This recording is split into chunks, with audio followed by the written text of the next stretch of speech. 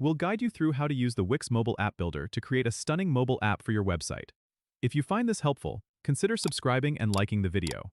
First, open your Wix account using your desktop browser and navigate to the dashboard of the website you want to create a mobile app for. Once you're there, look for the Mobile App tab on the left-hand side of the screen. Click on it, and you'll see an option to start building your app.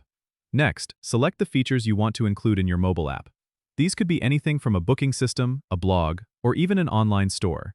Wix provides a variety of templates and features that you can drag and drop to customize your app. Make sure to preview each feature to see how it will appear on a mobile device. After you've selected your features, you'll want to customize the design. Head over to the Design section where you can choose colors, fonts, and layouts that match your brand. This is an essential step to ensure your app looks cohesive and professional. Once your design is set, it's time to test your app. Use the preview function to see how your app looks and works on a mobile device.